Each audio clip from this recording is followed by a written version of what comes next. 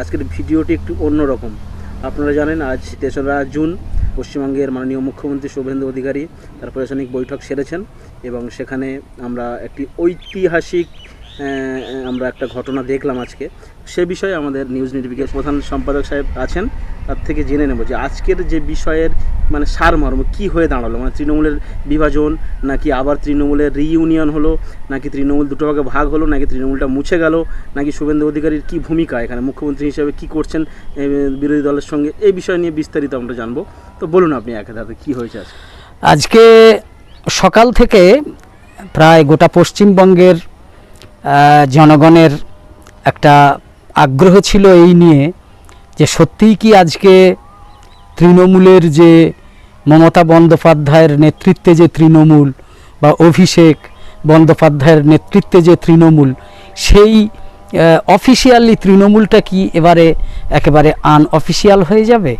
অর্থাৎ বর্তমানে এই অষ্টাদশ পশ্চিমবঙ্গের বিধানসভা নির্বাচনে তৃণমূলের যে ৮০ জন বিধায়ক নির্বাচিত হয়েছেন তাদের 2/3 সকাল থেকে আমরা ব্রেকিং নিউজে বিভিন্ন যেভাবে সব মেন স্ট্রিম মিডিয়ায় যে খবরগুলো দেখছিলাম যে 294টা আসনের মধ্যে তৃণমূলের জয়ী ৮০টা বিধায়কের মধ্যে 58 জন যাদের মানে বহিষ্কৃত তৃণমূল বিধায়ক ঋতব্রত ব্যানার্জি এবং সন্দীপন সাহা, এই দুজনকে আমরা গতকালই দেখেছি, তাদের বহিষ্কার করেছিলেন মমতা বন্দ্যোপাধ্যায়। তো সেই ঋতব্রত ব্যানার্জির নেতৃত্বেই আজকে কি সত্যি সত্যিই 58 জনের মতো তার সমর্থনে, তাকে বিরোধী নেতা করে তার সমর্থনে আজ বিধানসভার যে অধ্যক্ষ বা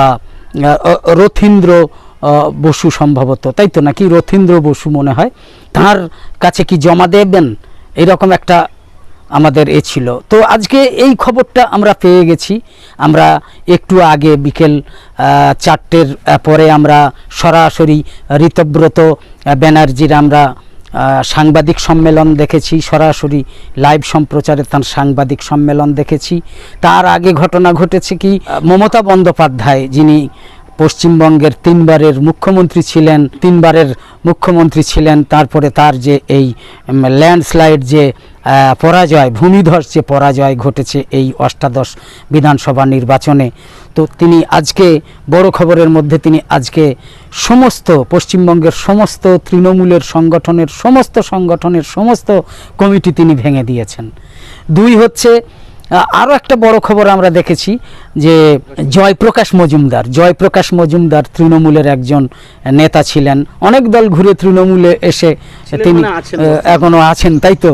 তো সেই জয়প্রকাশ মজুমদারকে তাকে গ্রেপ্তার করা হয়েছে। তার অপরাধ হচ্ছে তিনি যে বাড়িতে ভাড়ায় থাকতেন সেই বাড়িওয়ালাকে তিনি ভাড়া তো ঠিক মতো দিতেন না, এমনকি তিনি নাকি সেই বাড়িওয়ালাদের কটূক্তি করেছেন, বীভৎস ভাষায় অশ্লীল ভাষায় কটূক্তি করার জন্য তারা জয়প্রকাশ মজুমদারের বিরুদ্ধে এফআইআর করায়।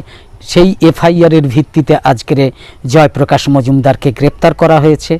তো আর একটা বড় খবর হচ্ছে কি না, মুখ্যমন্ত্রী শুভেন্দু অধিকারী আজকের নবান্নে তার একটা প্রশাসনিক বৈঠক করার কথা ছিল। যে প্রশাসনিক বৈঠক করার কথা ছিল দক্ষিণ 24 পরগনা জেলা, হাওড়া জেলা এবং কলকাতা, এই 3টে জেলাকে নিয়ে প্রশাসনিক বৈঠক করার কথা ছিল। তো আশ্চর্যের বিষয়, সেখানে সেই প্রশাসনিক বৈঠকে ঋতব্রত ব্যানার্জি, সন্দীপন সাহা এদের তো যাওয়াতে কোনো অসুবিধা নেই, যেহেতু তারা মমতা থেকে বিচ্ছিন্ন হয়ে গিয়ে তারা বিরোধী নেতাও হয়েছেন, পরিষদীয় বিরোধী দলনেতা হয়েছেন 58 জন বিধায়কের সমর্থনে, তাদের যাওয়াতে কোনো অসুবিধে ছিল না, ভাবা হচ্ছিল যে তারা যাবেনও। কিন্তু গতকাল পর্যন্ত যারা মমতার সঙ্গে ওই ওয়াই চ্যানেলে ধর্নায় ছিলেন, তো সেই ধর্নাতে কুণাল ঘোষ ছিলেন, তিনি তারপরে অনেক কথা বলেছেন আর ছিলেন আবার অসুস্থ হয়ে গিয়েছিলেন। হ্যাঁ, মমতা সস্নেহে তার মাথায় নাকি হাত বুলিয়ে দিয়েছেন, বিভিন্নভাবে ছবি ভিডিও খবর এসব আমরা দেখেছি। তো এই রকম পরিস্থিতিতে ববি হাকিম মানে ফিরহাদ হাকিম উনিও কালকেরে মমতার সঙ্গে ওয়াই চ্যানেলে ধর্নায় ছিলেন। তো সেই ফিরহাদ হাকিম এবং কুণাল ঘোষ, বেলেঘাটার বিধায়ক কুণাল ঘোষ এবং ফিরহাদ হাকিম কলকাতা পোর্টের যে বিধায়ক, এরা দুজনেই শুভেন্দু অধিকারীর ওই প্রশাসনিক বৈঠকেও হাজির ছিলেন, যা পশ্চিমবঙ্গের জনগণের কাছে খুব আশ্চর্য রকমের মনে হয়েছে, বিশেষ করে যারা মমতাপন্থী তৃণমূল, যেটা এখন আর তৃণমূল বলা যাবে কিনা সেটা একটা সংশয়ের ব্যাপার রয়েছে, পরিষদীয় নীতি, সাংবিধানিক নীতি ইত্যাদি সব রয়েছে। তো যাই হোক, আমি ওই মাঝে দেখলাম মানে মিডিয়াতে, বিভিন্ন মিডিয়ার খবর দেখছি যে শুভেন্দু অধিকারী মানে মুখ্যমন্ত্রী আমাদের বর্তমান, একটু জোরে বলো, আমাদের বর্তমান মুখ্যমন্ত্রী শুভেন্দু অধিকারী, তারও বেশ একটা ভূমিকা আমরা দেখতে পেলাম আজকের, মানে ওই যে দুই নব্য তৃণমূল আর পুরনো তৃণমূল, মানে আদি আর নব তৃণমূল আর কি। হ্যাঁ, তো অনেক মেইনস্ট্রিম মিডিয়া এরকমও বলেছে তো যে আজকে ওই আদি আর নব অর্থাৎ কুণাল ঘোষ, ফিরহাদ হাকিম আর এদিকে সন্দীপন বা ঋতব্রত, এই যে দুটো গোষ্ঠী, হ্যাঁ, এই দুটো গোষ্ঠীকে এক করে দিয়েছেন শুভেন্দু অধিকারী, মুখ্যমন্ত্রী শুভেন্দু অধিকারী, বিজেপির মুখ্যমন্ত্রী শুভেন্দু অধিকারী, তিনি এক করিয়ে দিয়েছেন যেন, কেননা তাঁরই ডাকা প্রশাসনিক বৈঠকে দুটো গোষ্ঠীরই নেতারা উপস্থিত ছিলেন। যাই হোক, আজকের যে সব থেকে বড় খবর যেটা, সেই বড় খবরটা হচ্ছে যে আমরা সকাল থেকে যেদিকে লক্ষ্য রেখেছিলাম যে সত্যিই কি তাহলে তৃণমূলের মূল যে, যেমন সেই এনসিপির মতো, শারদ পাওয়ারের এনসিপি বা উদ্ধব ঠাকরের ওই আপনার শিবসেনার মতো এই যে মহারাষ্ট্রের যে চিত্রগুলো, যে মূল যারা প্রতিষ্ঠাতা তারাই পরবর্তীতে অসাংবিধানিকভাবে বা তারা দলীয় কেউ নয় বলে এরকমটাই প্রমাণিত হয়ে যাওয়ার মতো আজকে তেমনটাই ঘটেছে বলে আমরা শেষ মুহূর্তে দেখেছি। একেবারে 58 জন, দুজন নাকি বিদেশে আছেন এবং তাদের সম্মতিক্রমেই তারা বলেছেন যে আমরা গিয়ে সই দেব। ঋতব্রত ব্যানার্জির সাংবাদিক সম্মেলন থেকে আমরা এটা জানতে পেরেছি। তার মানে 60 জনের সম্মতিতে আজকের বিরোধী দল, বিধানসভার বিরোধী নেতা হিসাবে ঋতব্রতকে সকলে মেনে নিয়েছেন। একদম একবার বলে দিই যে সেই রথীন্দ্র কাছে, বিধানসভার যে স্পিকার, তার কাছে এই চিঠি সই করা, স্বাক্ষর করা বিধায়কদের চিঠি জমা পড়ার পর তিনি বলেছিলেন যে বিকেল 4টের পরে আমি সিদ্ধান্ত জানাবো। 4টে পার হয়ে গেছে। আজকের তিনি বিরোধী দলনেতা হিসাবে স্বীকৃতি দিয়েছেন ঋতব্রত ব্যানার্জিকে। জোড়া ফুল চিহ্ন নিয়ে তৃণমূল কংগ্রেসের প্রার্থী হয়ে জয়ী ঋতব্রত বন্দ্যোপাধ্যায়কে তিনি বিধানসভার বিরোধী দলনেতা হিসেবে সরকারিভাবে স্বীকৃতি দিয়েছেন। ঋতব্রত ব্যানার্জির কাছ থেকেই আমরা আজকের জানতে পেরেছি যে ডেপুটি লিডার করা হয়েছে 4 জনকে। প্রথমত হচ্ছেন সাবিনা ইয়াসমিন, তারপরে আছেন সন্দীপন সাহা 2 জন, 3 জন হচ্ছেন শিউলি সাহা, 4 জন হচ্ছেন জাবেদ খান। এই 4 জন হচ্ছেন ডেপুটি লিডার। আখরুজ্জামান হচ্ছেন মানে মুখ্য সচেতক। দলের বিধানসভায় যে মুখ্য সচেতক করা হয়েছে আখরুজ্জামানকে, যেদিনে একদিন আখরুজ্জামানকে সঙ্গে নিয়ে এই পশু নিয়ন্ত্রণ আইনের হাইকোর্টে মামলা করা নিয়ে একদিন ওই মানে কুণাল ঘোষই একেবারে সরাসরি লাইভে এসে কত কিনা বলছিলেন। আমি সেদিনে আমার পাড়ার ছেলেদের বলছিলাম যে এই আখরুজ্জামানের ব্যাপারেও আমরা জানি উনি কিন্তু মমতা বা এই কুণাল ঘোষের পক্ষে নেই, ওনারা তলে তলে একটা আলাদা ষড়যন্ত্র করছেন। আজ সেই ষড়যন্ত্রটা আইনত পূর্ণতা পেল। তো আজকে একটা প্রশ্ন, হ্যাঁ বলুন। আমরা দেখেছি যে যখন তৃণমূল ক্ষমতায় ছিল, মানে 4ই মের আগে বা এই যে বিধানসভা হয়ে গেল 26-এ, তার আগে তৃণমূলের একটা বেশ জেলায় একটা পদ দেওয়া হয়েছিল যে জেলার সেক্রেটারি। তো ওই যে একটা পদ, নতুন পদ যেরকম সৃষ্টি করা হয়েছিল। আর এখন আমি একটা জিনিস দেখতে পাচ্ছি, এই ঋতব্রত ব্যানার্জি বা যারা নব্য তৃণমূল বলছে, দাবি করছে যে 58 জন তৃণমূল সহ, এরা বলছে যে আমরা মমতা বন্দ্যোপাধ্যায়কে আমাদের মুখ্য উপদেষ্টা বা উপদেষ্টা হিসেবে রাখবো।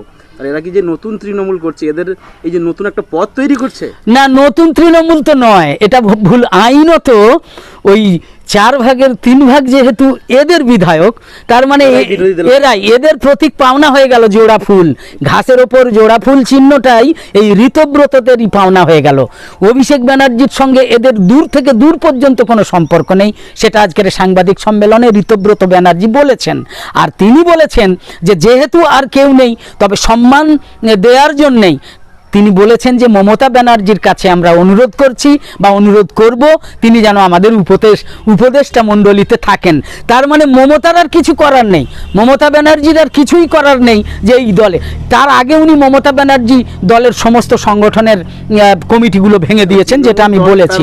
তার মানে হলো তৃণমূল দলটা মমতা বন্দ্যোপাধ্যায় এবং অভিষেক বন্দ্যোপাধ্যায়ের হাতে আর রইল না, একদম পরিষ্কার কথা। আইনত শুধু নয়, সংখ্যাগরিষ্ঠতার দিক দিয়েও মমতা এবং অভিষেক ব্যানার্জি তৃণমূলের আর কেউ রইলেন না। সাংবিধানিকভাবে, আইনগতভাবে বিধানসভায় এবং এই বিধায়কদের যে সংখ্যাগরিষ্ঠতা 4 ভাগের 3 ভাগ যারা সম্মতি দিয়েছেন, ঋতব্রত সহ 4 জন ডেপুটি লিডার এবং একজন মুখ্য সচেতক, এই যে একটা গঠন হয়ে গেছে, এটাকে সম্পূর্ণভাবে বিধানসভার স্পিকার তিনি অনুমোদন করেছেন। সবথেকে বড় কথা, এই যে শোভনদেব চ্যাটার্জিকে যে পরিষদীয় দলের বিরোধী নেতা করা হয়েছিল তৃণমূলের পক্ষ থেকে, মমতা ব্যানার্জি যে করেছিলেন, সেই নিয়ে তো আপনারা জানেন দর্শক বন্ধুরা, যে সেই সব নিয়ে যে একটা জাল সইয়ের মাধ্যমে এই সবগুলো করা হয়েছিল এবং সেই জাল সই কাণ্ডে এই ঋতব্রত এবং সন্দীপন সাহা এদের অভিযোগের ভিত্তিতেই সিআইডি তদন্তভার নিয়েছে এবং সেই নেয়ার পরে এখনো পর্যন্ত আমরা যতটুকু জানতে পাচ্ছি যে 13 জন বিধায়ককে জিজ্ঞাসাবাদ করা হয়েছে। নয়না থেকে শুরু করে, কুণাল ঘোষ থেকে শুরু করে, বাহারুল ইসলাম, ক্যানিং পূর্বের বাহারুল ইসলাম থেকে শুরু করে এইরকম 13 জনের মানে তাদের তদন্তের কাজ, তাদের উপরে তাদের সাক্ষ্য গ্রহণ করা হয়েছে। তো সেটা একটা বিষয়, কিন্তু বর্তমানে বিষয় হচ্ছে যে বিধানসভার স্পিকার তৃণমূলের ঋতব্রত ব্যানার্জিকে বিরোধী দলের নেতা হিসেবে স্বীকৃতি দিয়েছেন। এমনকি এই যে শোভনদেব চ্যাটার্জিকে যে প্রসঙ্গটা বলছিলাম, তাকে যে এতদিন পর্যন্ত ঘর দেওয়া হয়নি, চাবি দেওয়া হয়নি, ঘরের যে বিরোধী দলনেতার স্বীকৃতি দেওয়া হয়নি, আজকের সেসব তর্কের, সেসব জটিলতার অবসান ঘটেছে। বিরোধী দলনেতা হিসেবে ঋতব্রত ব্যানার্জিকে এবং তাদের দলবলকে বিধানসভার স্পিকার চাবি দিয়ে দিয়েছেন, ঘরের বিরোধী দলের নেতা হিসেবে স্বীকৃতিও দিয়ে দিয়েছেন। আজকের সবথেকে বড় খবর হচ্ছে এইটা। দর্শক বন্ধুরা, আমাদের নিউজ নির্ভীকে নজর রাখুন। আরও নতুন নতুন খবর দেখতে, খবরের গুরুত্ব অনুযায়ী বিশ্লেষণ করতে, প্রতিবেদন হিসাবে পেশ করতে আপনারা নিয়মিত দেখে থাকেন। আজকেও আপনারা এইটা দেখুন, আমরা আজকের বলছি। আর আমি উপস্থাপন যে করি, আমি নিউজ নির্ভীকের প্রধান সম্পাদক জাকির হোসেন শেখ, আর আমার জিশান যে ক্যামেরায় থাকেন, কিন্তু আজকে ব্যতিক্রম হচ্ছে, আজকে ক্যামেরায় আছেন আমাদের সহ সম্পাদক মেহেরুল সর্দার। তিনি আমাকে প্রশ্ন করছিলেন, তো আপনারা গলার স্বর তো জানেন। আজকে আমাদের এই আজকের এই ছোটোখাটো পডকাস্ট বলতে পারেন, বা একটুখানি আলোচনা বা বড় খবর নিয়ে একটু দর্শকদের জানিয়ে দেয়া, এই অনুষ্ঠান আমরা করলাম। আপনারা ভালো থাকবেন, নিউজ নির্ভীকের দিকে নজর রাখবেন, ফলো করবেন, সাবস্ক্রাইব করবেন। অনেক ধন্যবাদ আপনাকে। আমাদের স্টুডিওতে আসার জন্য অনেক ধন্যবাদ। আমাদের এই নতুন স্টুডিওতে আসার জন্য আপনাকে অনেক ধন্যবাদ। আর আপনি এভাবে নিউজ নির্ভীকের দর্শকদেরকে সমৃদ্ধ করুন। ধন্যবাদ।